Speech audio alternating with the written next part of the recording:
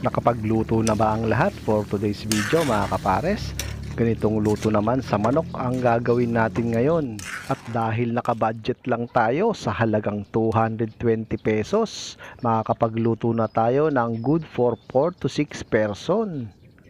At ito nga yung manok na nabili natin at meron din tayong Baguio beans, sinamahan ko lang po ng sayote at meron tayong kamatis, sibuyas, bawang, pati na rin ang luya. Kaya simulan na rin natin ang ating paghihiwa ng ating Baguio beans at syempre meron na rin po tayong sayote, hiwain natin yan sa gusto natin.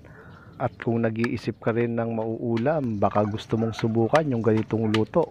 At shoutout nga po pala sa ating mga bagong followers, sa mga subscribers natin sa YouTube channel, sa mga nag-share po ng aming mga video. Maraming salamat po at meron din po kaming TikTok. At ituloy na nga natin ang paghihiwa ng ating mga aromatics na sibuyas, luya, pati na rin ang bawang. At matapos yan, set aside lang muna natin at simulan na rin natin ang magluto. Sa kawali na may mantika, ginisa ko na nga yung ating luya. At sunod na rin natin dyan yung ating sibuyas. Haluin lang natin yan hanggang sa umumoy yung aroma niya. At pagkatapos, sinunod ko na rin yung bawang. At pati na rin yung kamatis. Sangkutsahin lang natin yan hanggang sa lumambot. At sunod na rin natin yung ating manok.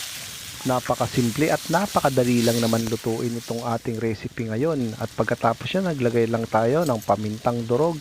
At pati na rin ang 2 kutsarang toyo.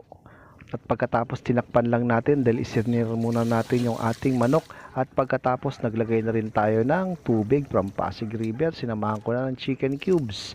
At pinakulo natin sa loob ng 20 minutes saka natin nilagay yung ating sayote. Huwag lang natin siyang i-overcook. At tinakpan na rin natin yan hanggang sa kumulo. At tignan nyo naman mga kapares. Pwede na to.